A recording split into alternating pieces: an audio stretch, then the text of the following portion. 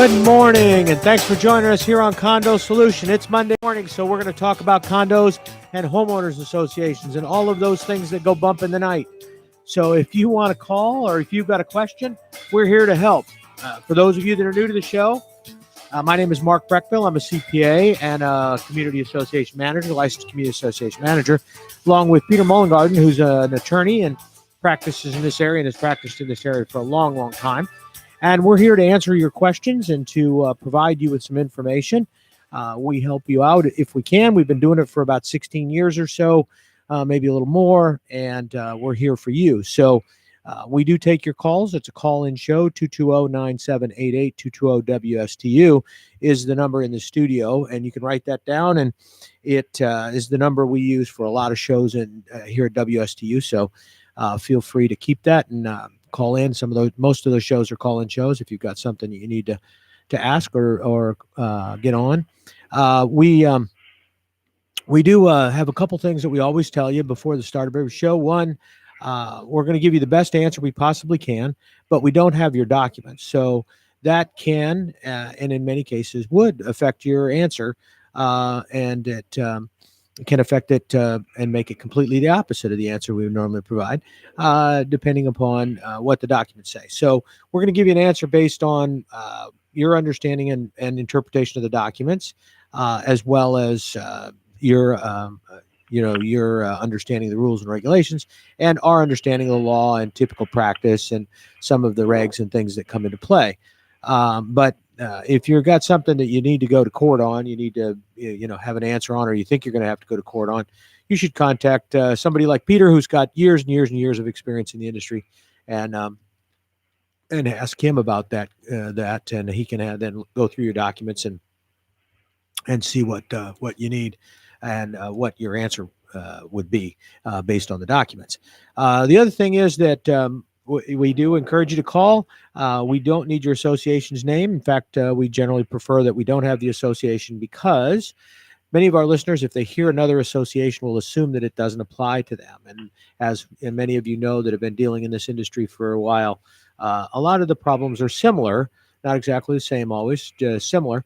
So, their answer may be there. It's just for a different association. For that same reason, we will tend to talk a little bit broader about the problem. So be patient with us. Sometimes if it's not specifically, we're going to address your problem, but if we talk about things that aren't specifically your problem, because there may be another listener out there who has almost the same situation, but just slightly different, and the circumstances might be a little different for them. So we will try to provide, kind of a broad answer sometimes, as well as your specific answer. And if you still have a follow-up, we'll have you stay on. And, if you got a follow-up question, we'll go with that. You do need to give us a name, something we can call you. And we got one right now. But Peter, morning. How's everything this weekend, huh? It was well. I was in Orlando this weekend. You were, huh? Yeah. Seeing the grandchild and going to Epcot a little bit of food and wine festival. Yeah. It was nice. Yeah. Didn't catch a UCF game while you were up there? I did not catch the UCF game, though I did notice that my Canes took out FSU, took out their coach, apparently. Yeah. And you guys were the my Virginia boys managed to get by the Tar Heels in Carolina. So college football-wise, it was okay. Yeah. All right. It's a good weekend. All right. We got our first caller. John, go ahead. Hey, good morning. Good morning. Good. Good morning. How are you? I have a general question regarding how to call a special meeting of the members. Is there a general way to go about that? Well, yes. Basically, almost every set of bylaws I've ever seen will have a section regarding membership meetings, and annual as well as special. But you asked about special. Generally speaking, what the bylaws will say is that a special meeting of the members, not board, but a special meeting of the members can be called by the board, typically. And usually what they'll also say is can be called by a certain percentage of the owners, by a petition or by a request. So generally, if you check out that section of the bylaws, 9 times out of 10, it'll have a section. And if it's silent, then you go by the statute, and the statute would allow the members to call the meeting. But generally speaking, that section does have a provision for owners to petition to call a special members meeting for a certain purpose or purposes. Yeah, the reason I asked is we do have that section, and I just wanted to throw it out there, generally speaking, because you just mentioned that in some associations, the president, I don't know if you said the vice president, but the president has the right to call it. Is that my understanding? No, it depends on the state. Usually it says board. Sometimes it will say president. Usually it'll say the board can call a special meeting as opposed just to an individual officer. Every set of bylaws is different. More often than not, it'll be the board calling, but you do see language which sometimes says the president can call a special meeting of the membership. That tends to vary, but it depends upon how the bylaws were drafted originally. Ours doesn't mention that. It just mentions that a special meeting must be called by the president or vice president upon receipt of a written request from 1/3 of the entire membership. So what they're basically saying is we have to have a quorum and a written request before we can even have a special meeting, which to me makes sense because to have a special meeting, you have to have a quorum. And our quorum is set at... Well, you have to have a quorum. Well, you have to have a quorum at the meeting itself. But I don't know what your quorum requirement is. Is a quorum a majority? I mean... No, the quorum is 1/3. So the way our your quorum is 1/3. Okay, so you need the same. Okay, it's the same thing. Then you need a third, I guess, of the owners to sign some type of, again, request, petition, whatever, to call a special meeting, and then at the meeting itself, then you'll need a quorum, obviously, to have a valid meeting. Mm-hmm. Yeah. But what gets confusing is they're trying to amend our docs so that we go over to what's called pool reserves. And, you look through the declaration, the articles of incorporation, the bylaws, I was always taught that that's the ladder you go down.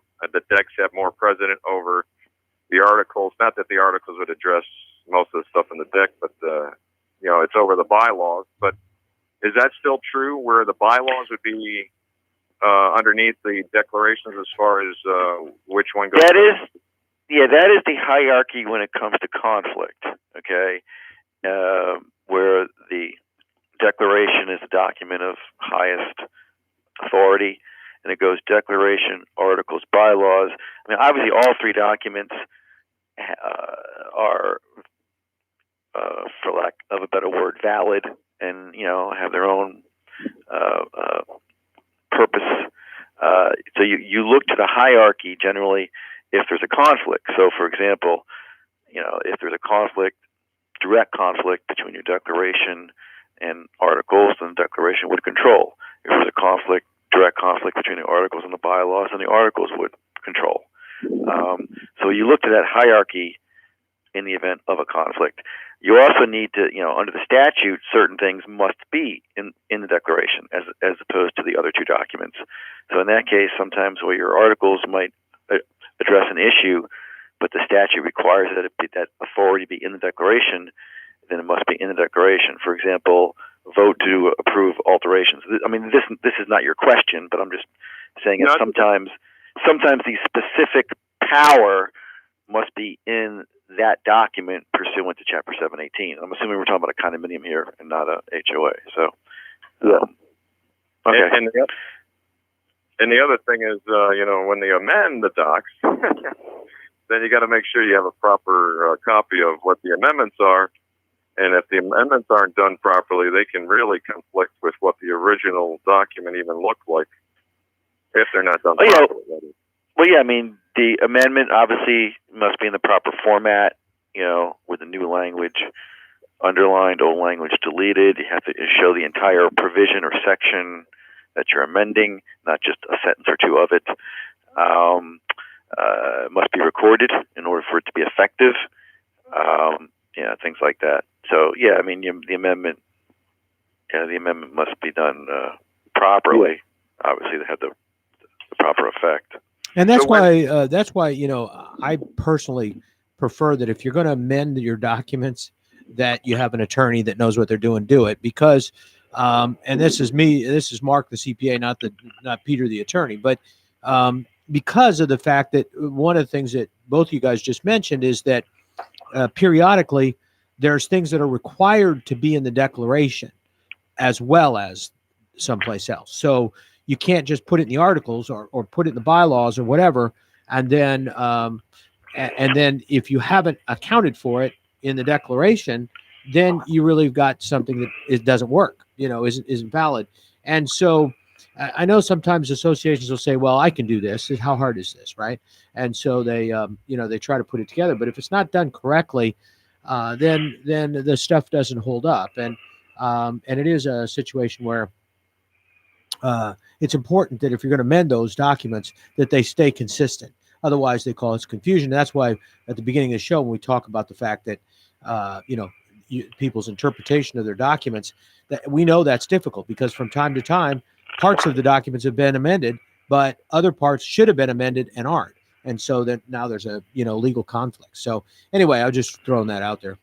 So my last question is, the way our amendment works, if we wanted to go over to a full reserve, it says, and we have an amended document that was done 5 years after the original document. So it says, this declaration may be amended at any regular or special meeting of the apartment owners called and held in accordance with the bylaws by the affirmative vote of not less than 2/3 of the apartment owners. Now, it doesn't say present. So am I to understand that it's 2/3 of the entire community? Would you interpret it that way? I would, yeah. I mean, I would most likely, again, without looking at it specifically. But if it has, but if it has language that says basically that in order for the amendment to pass or be adopted, it must be by 2/3 of the owners, okay, or 2/3 of the entire membership, or language to that effect, then I would say yes, that means 2/3 of all, and not 2/3 of a quorum at where the actual vote can actually fluctuate depending on how many people are at the meeting, in person or by proxy, provided you have a quorum. Now, you're right. If the language had said this declaration may be amended by 2/3 of the owners present at a meeting, or if it even said 2/3 of the owners at a meeting, I would even probably say 2/3 at a meeting. It's probably like at a meeting at which you have a quorum. Okay, present is a pure. Shouldn't use the word pure, but is pretty definitive that means 2/3 of a quorum, because we're talking about 2/3 of those present. And present means person or by proxy, not physically present necessarily. So I would agree with you from what you've said. If it says 2/3 of the owners, and it doesn't say at a meeting, and it doesn't say present at a meeting, that's pretty good evidence that it's 2/3 of all. Now, yeah, because like I said, the articles of incorporation, when they do amendments, but this says, these articles may be amended. So I'm assuming they're just specifically talking about our articles of incorporation. Right. But that language does say entire membership of the association. And that's the wording that's they don't usually say apartment owners. They usually say membership. And I've seen it written where it says membership present. So that usually is the distinctive language that separates whether it's going to be 2/3 at a special meeting of the membership that are present, or 2/3 of the entire community. Now, and you make two excellent points here, for our listeners, in that typically each document, declaration, articles, bylaws, will have their own amendatory section. So you have to look to that section, because oftentimes all three can be different. In other words, you have 3 different votes depending upon which document you're amending. Sometimes it's not, sometimes it is. So you have to look at the specific document, and then you have to make sure that you're looking at the section as amended, to go back to your other point, because sometimes that provision may have been amended, X amount of years ago, sometimes to lower the vote needed. So you make sure you're looking at the most recent amendatory clause, as amended itself. And then you're right, then you have to read it carefully. And sometimes even I, like I sound like I'm such a genius, but sometimes it's difficult for, even the attorneys to really figure out, did they mean 2/3 of all? Do they mean 2/3 of those present, i.e., 2/3 of a quorum? You kind of have to really try to, look at the language very carefully, and then I try to be cautious on that and err on the side of conservatism. If it's really unclear, then I'll go for, the vote of all rather than the vote of a quorum, just to be on the safe side. Yeah, I mean, sometimes the three documents will all be written differently with different nomenclature. Like you said, one will say X percentage or vote of the members, and the other one will say owners, and there's no real rhyme or reason for that other than that's just how the drafter, he or she, did it. But the guts of an association really is the bylaws. I mean, the declaration just declares it. The articles of incorporation usually is regarding the nonprofit, and then the bylaws are usually what makes your engine run, your nuts and bolts. No, well, actually, I would tend to disagree with that a little bit. What makes the engine run really is the declaration. That's the heart of the association. That's more the heart or the soul, the engine, whatever word you want to use. I've heard it called constitution. The articles pretty much just create the corporation up front and have some language that must be in there under Chapter 617 to establish the corporation. The bylaws generally, now when you say it's the heart, it is the heart with respect to procedure. Okay, the bylaws will govern the procedural aspects of the association. How many people serve on the board typically will be in the bylaws. What are the terms of office of the board? Who are the officers? In other words, and who may serve what office? What are the meeting notice requirements? How many days notice do you have to provide for this and for that? Whereas a declaration will generally have most of the meat with respect to what are you allowed to do and not do, and also will cover things like insurance, alterations, easements, other rights, maintenance and repair. All that kind of stuff is almost always in the declaration. So the declaration, to me, really is more of the document that you really have to be typically most concerned about, so to speak, in terms of what can't you do, and who maintains what, and how much you're assessed, and approval for assessments, all that kind of stuff. So they definitely have more late fees, interest, rights to foreclose, all that stuff is in the declaration. Yeah, I guess what I was trying to say was that I guess more details are in the bylaws. Like you say, the decks give an overall, which is a much more important document as far as the overall view of the association. It just gets confusing. Right. Most of these declarations are written by builders, and then there's the handoff, and that's why I guess I characterized it as more of a. Well, you're right, but all the operational details, you're right, are in the bylaws. Yeah, that's correct. And the trouble we have is the trouble we have with the board is they like to go off and make rules and regulations, but nobody bothers to check if it conflicts with the declaration. And we have you're making a lot of good points today, because that's another great point. In that we're skewing off that slightly. That in order for a rule to be enforceable, and we mentioned this on the air before, but number one, you have to have the authority to pass it, because you can't just assume that. Some documents require owner approval, not too often, but you have to look. Then you have to adopt it properly, depending on what kind of rule it is. And then, lastly, what you just said, and there's two more points. Then a rule must be reasonable. It can't be unreasonable. It can't be arbitrary. And then finally, but not least by any measure, it can't conflict with anything expressed in your declaration or any right that's inferable from your declaration. So if there's a right of the owners that's inferable from the deck, I mean, not expressly from the declaration, but inferable, then you can't pass a rule that conflicts with that. So if in doubt, do a deck amendment rather than a rule. If there's some question as to whether the declaration actually addresses that point, either expressly or by inference. So yeah, that is a good point. You can't just willy-nilly pass rules without making sure that they're not in conflict. Well, why boards don't want to do that, because to amend the declaration, you need to amend a deck. You have to get owner approval as opposed to board just doing it themselves, of course. But yeah.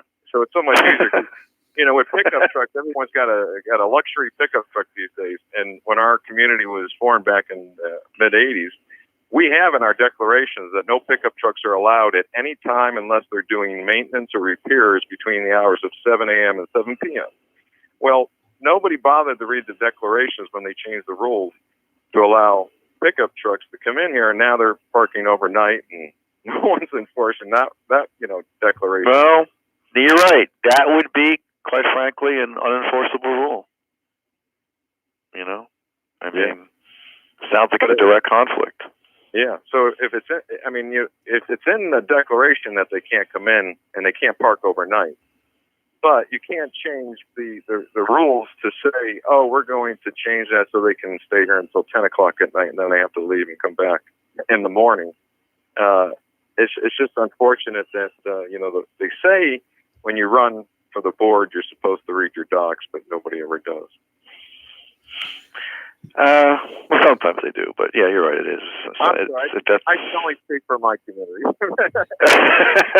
Okay. Yeah, it is. Hey, John, getting back to your question. So you guys, you said the underlying issue here is pooled reserves. Well, yes. Typically in a condo association, a board can approve pooled reserves. What they can't approve is the transfer of the existing reserves to the pool without the approval of the members. But I've seen a lot of associations set these things up ahead of time using pooled and just not transferring. If it's a situation where it's difficult to get because they're going to use those straight line reserves up at some point anyway. So, what you basically do is just either create a pool that doesn't include those straight line items until such time as those straight line items are used, or you just, you factor in the straight line reserves that they're going to be there for what's necessary. Now, you don't get that, the whole idea behind the pool is you get some of these that are overfunded, and which I've hardly ever seen. That's like, a unicorn. But anyway, you get some of these that are supposedly overfunded, and you're using, some of that surplus now to cover something that, is from something that's going to be done on the road is going to be done now. But again, that doesn't stop you from implementing pooled reserves. So just as a note, I know a lot of that's an excellent point. They do that. The posting for the special meeting does say transfer. We have to approve. The members have to approve the transfer, and then there's something else about we have to approve the funding for the next year. Yeah, and the funding is just like any reserve funding. It's basically they would put together a fully funded pooled calculation and handle it that way. And that's, typically the way it would go. And, unless the members want to waive that, or reduce that fully funding. And so that's why, I understand, technically the members are supposed to approve this transfer, but you can kind of work around it just by the calculation. Please don't tell my association that we don't have any surpluses. In fact, they did a study a couple of years ago. I guess you're required every 5 years by the state now to do a reserve. No, study. that's the Actually, problem. no, you were several years ago, and then they took it out of the law. It was only in the law for like a year or two. Okay. So there is no requirement to do the studies. You should, as a matter of just good business practice, but there's no legal requirement. But we did one a couple of years ago, and it turns out that we were roughly $500,000 underfunded in all our reserves. And now to go from a straight line to a pool, I think is very irresponsible. It's one thing if you have, surpluses in 2 or 3 of those accounts, and you don't want to go through the trouble of taking a vote to move one over to the other.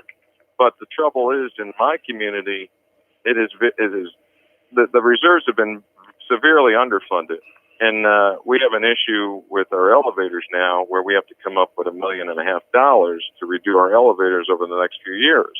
So this is why they want to go to the pool. Well, the trouble with the pool is when you do the funding that they propose, the amount per unit is lower than the amount for the straight line. And the amount for the straight line would get us there. The amount for the straight line would pay for the elevators over the time period they want to do it over the next few years. But the pool is ridiculous because, it's $150 less per unit per per quarter, and that's not going to get us there in the time period they want to fix these elevators. So, well, Mark just loves pooled reserves. Yes. It's one of his favorite topics. Yes. I mean, it's just he wants to make it mandatory that everyone just have pools, right, Mark? Yeah, that's right. That's what I'm for. I tell you what, that's because all these associations are overfunded and they shouldn't have to be. Oh, please send it my way. Yeah, can I call you after the show? I'll give you our address. Yeah, no, I'll give you some people. I think pooled reserves are the biggest travesty that was ever allowed by the state, and it's going to cause a tremendous problem. But I can't win because here's the problem: no board member gets elected telling people that they're raising their association dues. They always tell them, we're going to keep it the same or we're going to reduce it. And because of the little shell game that you play with pools, and it is a shell game because half the numbers are wrong that are in the calculation. Amen.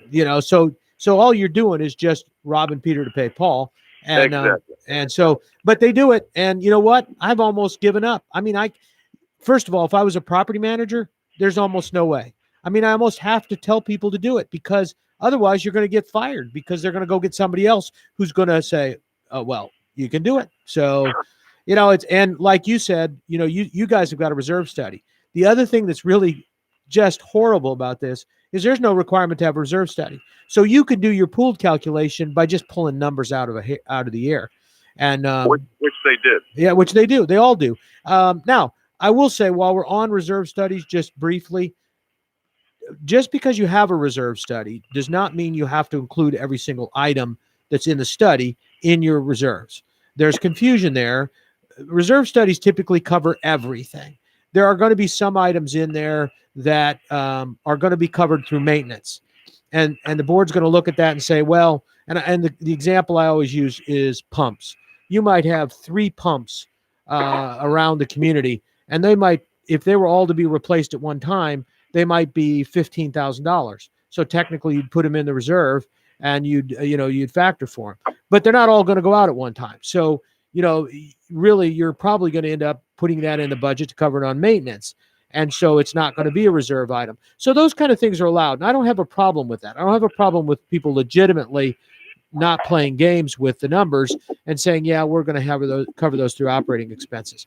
But the reserves themselves, there's no requirement to have them, to have those reserve studies.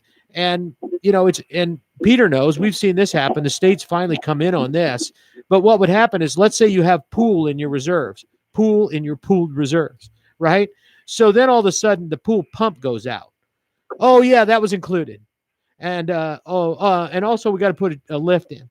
Oh, that was included. All this stuff was included. And then what they do is it's included until it's done. And then they yank it out and say, we're not going to include it anymore. So, that's the kind of stuff I don't like. And the state allows it. And, it amazes me that the state will not allow you to build a cushion into your reserve, but they'll allow you to do pools. So anyway, that's. So I guess Peter was teasing you. Yes, Peter knows how. Yes, he knows how to rattle my chain. All we do is talk about, when we talk about pooled reserves, I get really ticked off. So yeah, he knows how to get me going. Yeah.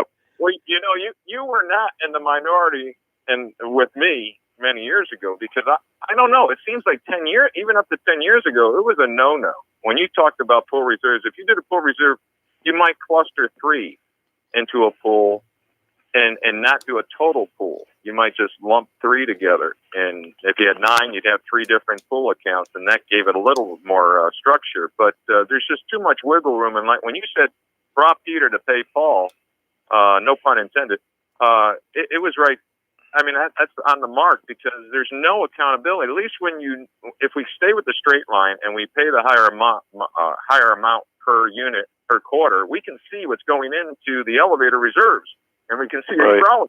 Yeah, we can't see it growing. It's like pouring a 5-gallon bucket of water in a pool and trying to decipher which water is what. Yeah.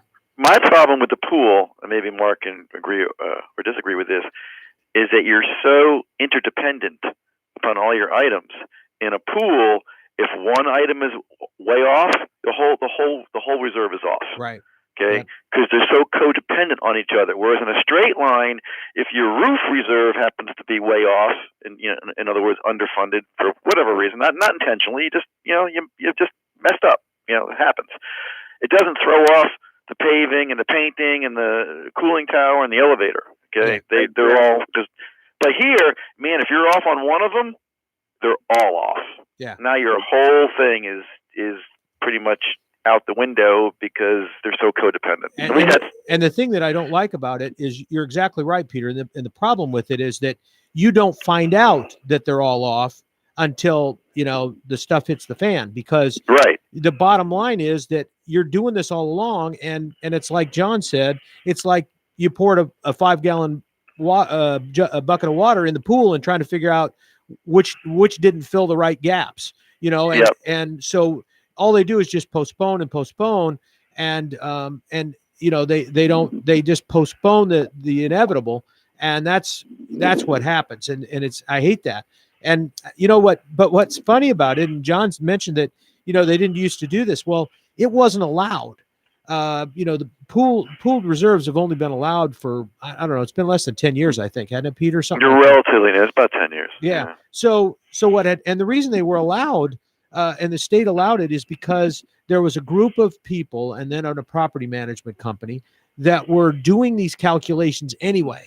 They were doing these pooled calculations anyway, and then they were, you couldn't use them. But what they were doing is then they were doing the regular calculation, and then they were going to the members and saying, okay, partially fund this. We don't need this much money because here's why, and so they're basically doing what I was saying here before, is you don't necessarily have to transfer the money over. You can do a calculation that utilizes that money and still come up with the same number. But what they were doing is that's what they were doing. And the state did it originally because they were going to control it. They were going to say, all right, if you use pooled, you can't partially fund. You got to fully fund if you're using pooled, and you're gonna and we're gonna put it in place like that. Well, they didn't do that. They backed off of that. But they at least have rules. They at least have a method for calculating it, so that you have to calculate your pools over the life of the longest item, so that you don't leave stuff out and things like that. There's no balloon pooling. You can't have a balloon payment and some of those kind of things. But still, without good numbers to start with, without a reserve study that really you have an idea what those numbers are, it's all a waste of time. So, well, I filibustered enough, but one last question: do you record these shows so that I can get my board members to listen to this program we're doing today? Yeah, it'll be it's stream. Mike, where can they go to get that? Sure. So the recording is going to be archived on our YouTube page. So go to YouTube, search for WSTU 1450, and it'll be under today's date, called Condo Solutions. Today's date, Condo Solutions. That's it. You guys are great because you're hitting home runs. Everything you just said was what I've been trying to tell people, but people always want to pay the lower amount. Yeah. Like Mark says, you're or maybe you said it, Peter. They want to get another management company in there. Yeah. God forbid if they do the right thing. It's almost like a microcosm of Washington D.C. and our national debt. Yeah. No, you're right. That's right. Well, as soon as you give away free stuff, people love free stuff. No one runs on. God bless. No one runs on vote for me and pay in. Yeah, that's pay more. Right. That's right. Yeah. Thanks, John. Yeah, that's true. I mean, that's the problem with it. It automatically, and because it's kind of technical. I mean, there are very few people that really totally understand the concept of pooled reserves, how to calculate them, and all that kind of stuff. And because of that, it is confusing. And so when you tell somebody, look, we can do it this way, and we pay this, and we can do it this way, and we pay this less, $100. I mean, it does look. For full disclosure on both sides, it does have its benefits in that it does give you, obviously, the flexibility of using the money in the pool for any of the reserve items, rather than being locked into the individual reserve items. So it does give the flexibility. It does theoretically mean you can fully fund at a lesser annual contribution to the reserves when you do the pool right. So those are the positives of it. But as we said, the negatives, the downside is the codependency of the items, the fact that if you don't get a reserve study, then the numbers might not be right anyway. And the biggest problem with it is Nostradamus isn't doing your calculations, so you have no idea whether you're right or not. So But anyway, we got Nostradamus in the show today. that's Yay. right. How'd I work that in? That's pretty good, huh? I get bonus points for that. But Mhm. yeah, so it's kind of I always think it's kind of interesting. We this subject is one that it's great that there are some people out there like John that understand what the problems with this thing are, what these things are, and like you said, there are some benefits, but realistically, it's so hard to get it right that most likely you're going to be looking at some sort of relatively large special assessment, and that's the issue is that I don't like is that technically what's going to happen is you're going to push all this off for 10 or 15 years, and then whoever's there at the time is going to have to come to grips with the fact that they're grossly underfunded. And now I agree with you that if somebody goes out and gets a reserve study done, they have a decent reserve study. I had somebody say to me the other day, well, why don't I just call, I know people, I can just call them and they'll tell me how much it's going to cost to fix the roof and how much it's going to cost. And it's like you said, Peter, I think once too, is if you call them up and ask them and you're not doing it, they're not giving you a bid. First of all, it takes time to do that. So there's not, they're not going to spend the time if they're not going to make any money off of it for 10 years. And second of all, if they know that's what you're doing, typically they'll throw you a low ball bid, or at least a bid that's best case scenario. And when they do that, they're going to throw that out there because they want to hope that they're going to get a chance to bid on it when the time comes, and then they can give you a real price then. But people are always amazed when it comes time to do some of these projects, and they go back to these people and they say, well, material costs have gone up and yada yada yada, and now it's 150% of what I gave you, and it's like, whoa. And then they can't find anybody who'll do it for that price, and that's because there isn't anybody. And it's the and that's the problem. Anything that we do from an accounting standpoint is only as good as the underlying information. Whether it's your accounting financial statements are only as good as the bookkeeping and accounting that takes place to get them, and your reserves are only as good as the study that's been done to determine what needs to be in them. And that's the other thing that we find is that, and that the reason I say that all of these things, straight line or otherwise, always end up underfunded. I have hardly ever had a situation where maybe occasionally on some short items that are 5-year lives or 6-year lives or something, you can come pretty close on those, like painting. Sometimes if you're painting every 7 or 10 years, you can come pretty close on that. But most of the time, it's just you're not going to have a good estimate, and you're not going to come close. And it's like so I very seldom see somebody over funded. Now I did a few years back, we had that problem in associations. They found out pretty quick and they adjusted it. But we had associations that after the hurricane in 2004, and they did all those repairs. When they did the reserves, they used the numbers that were in the recent repair. And so the answer, so their logic behind that was, well, we just had it done, so this is how much it cost. We know how much it cost. We just had it done in 2004. Well, no, you didn't, because you had it done when everybody else was having it done. So the prices were 3 times what they should have been. And, you're funding for a repair at 3 times what you should be funding for. And so, that's the kind of thing. There can be mistakes. The other thing that I mentioned is you got to look at what you're doing on maintenance. Some associations are using these coatings and things to extend their lives. And does it make it so you don't have to replace the roof? No. But can you get 5 years more out of the roof? Yeah, maybe. And so if you're doing that as maintenance, then you don't have to factor it into the reserves. The flip side of that is, it costing you as much to do it as maintenance as it would to just replace the roof. Maybe you should just replace the roof.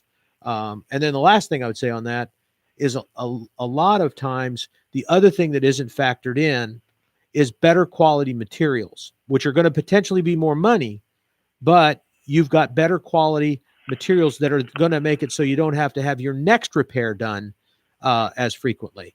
But people aren't taking that into consideration. So now the time comes and somebody says, we can do this, this a shingle roof, or we can do this metal roof, and the metal roof, we're not going to have to do it again for 50 years.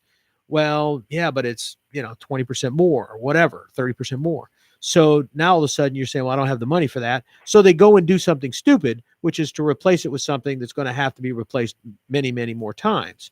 So that's, those are just some of the things that I have problems with, in the pooling calculation, or the reserves in general is the things that we look at when you're looking at reserve calculations. So, but yeah, it's good to see that at least some people are sitting there pushing back a little bit on it, because it hurts their pocketbook. It's going to cause their assessments to be slightly higher, but in the long run, I think they'll be better off. But anyway, so that's it. I'm off my soapbox, Peter. All right. You got me cranked up this morning. Breckville 2020. Yeah, reserves. That's right. Reserves. Now, I'll give you free stuff. I'm running on pooling. I'll give you free stuff. Vote for me. Free stuff. Vote That's for right. you. Free stuff. I'm making your assessments go down no matter what.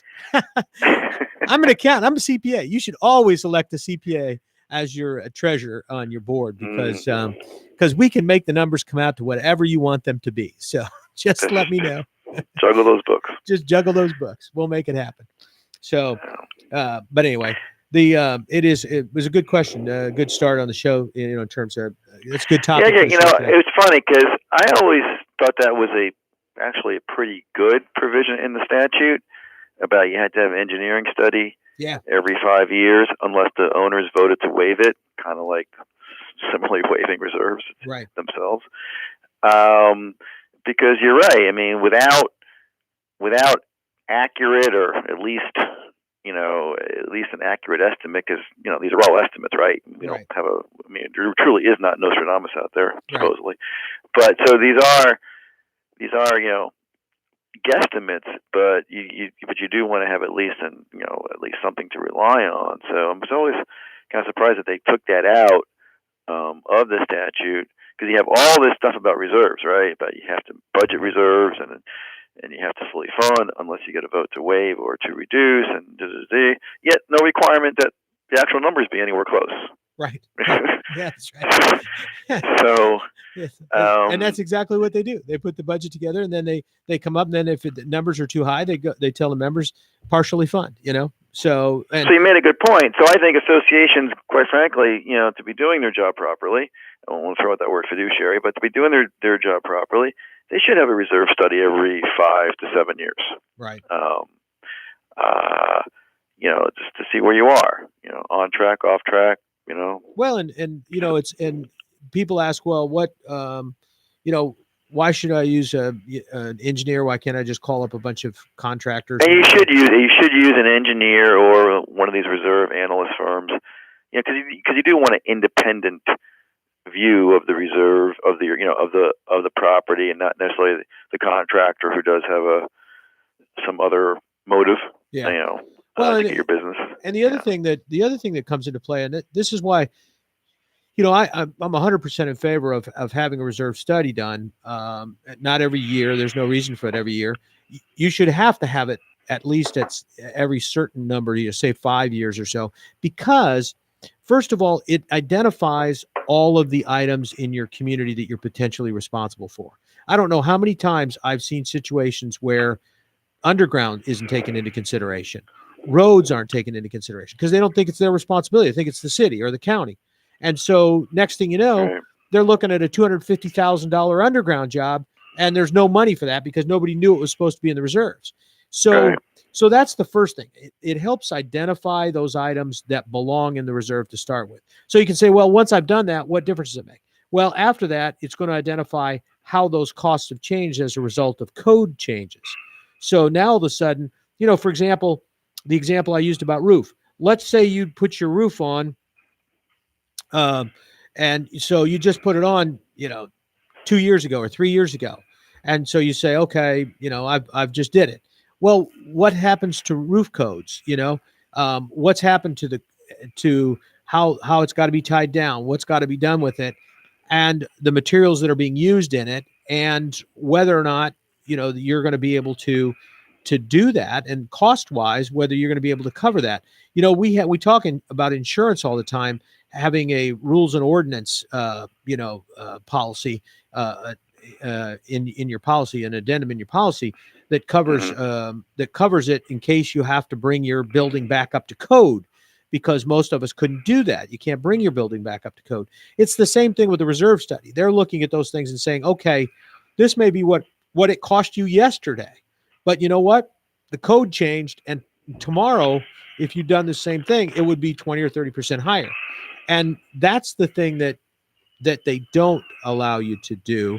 And because you can't build a cushion into the reserves, they don't allow you to just estimate that. They don't say, okay, the building cost $200,000 to put a roof on, and 20 years from now it's going to be $250,000. You can't do that, and then you can't say $300,000. Because interestingly, you are required every 3 years to have an insurance appraisal done. Yeah, right. Okay, so you are required every 36 months to either have an appraisal or have an update of your current appraisal regarding what's the cost of rebuilding the property if Hurricane Beulah knocks it down. Right. Literally. So kind of hard to understand the logic where you'd have to have an insurance appraisal to make sure you're properly insured to the value of the not the market value, but to the replacement cost of rebuilding. But you're not required to do it on the reserve side for for maintenance and repair. Right. Just not much logic there, but anyway. No, and that's a good point. And that's not the same study, so it's not the same study. It's it's different. Yeah. So, you can't use one for the other and say, well, this is the numbers we got, so this is what it's going to be. Well, not necessarily.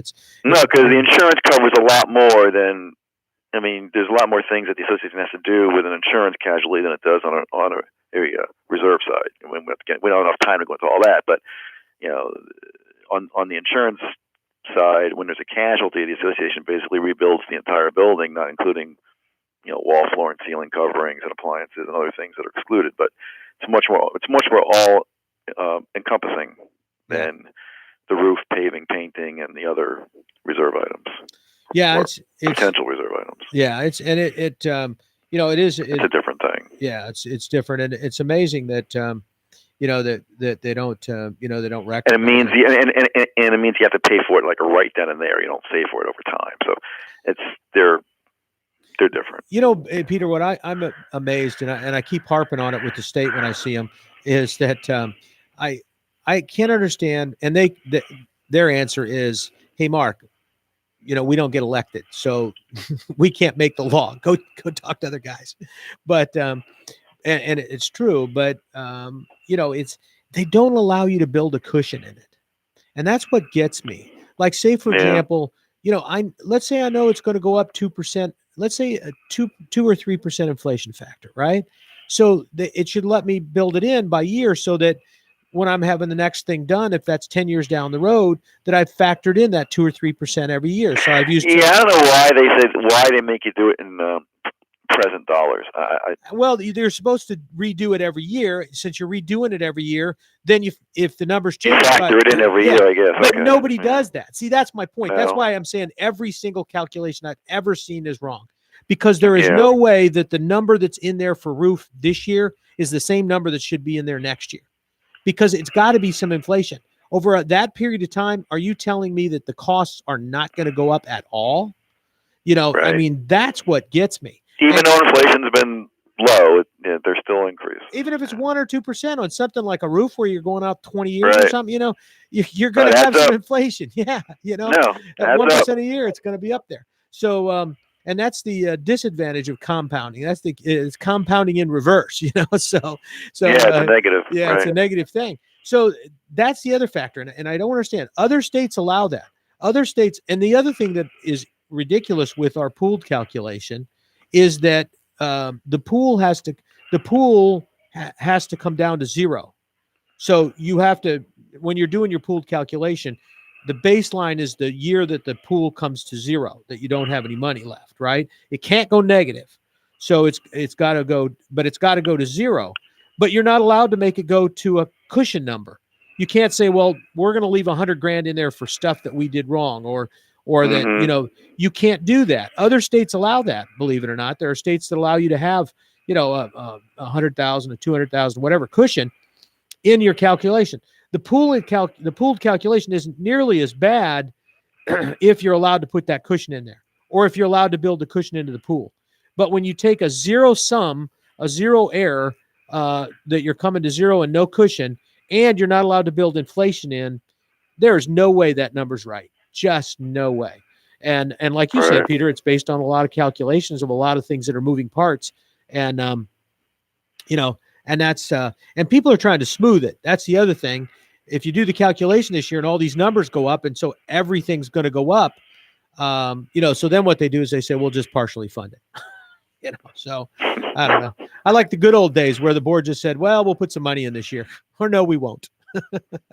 But the other thing for people to be aware of is you can't borrow money if you're not, the standard Fannie Mae, Freddie Mac 30-year loans, which is what everybody's going to get to buy a house, or a condo or a townhouse. If you're not providing 10% for reserves, you're not going to get that loan. It doesn't make any difference if you fully fund it or whatever you think it is. You're not going to get that. That person's not going to get that loan. Now, if your association goes cash only, where the only way you can buy a home in your community is cash, I guarantee you the value of your home is going to go down quickly. It just is. Cash people don't pay full price. Never.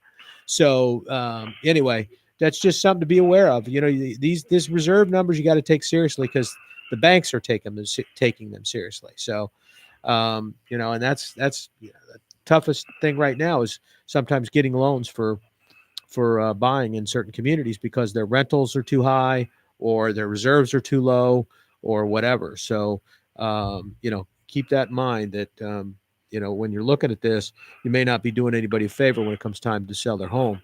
That might be a real loss. If they lose 20% of the value, 15% of the value of their home, that could be a big number, So anyway, that's it for those kind of things. But it's a good subject every now and then, Peter, to talk about, because people don't always understand all the little details of why it could be wrong and how it could be wrong.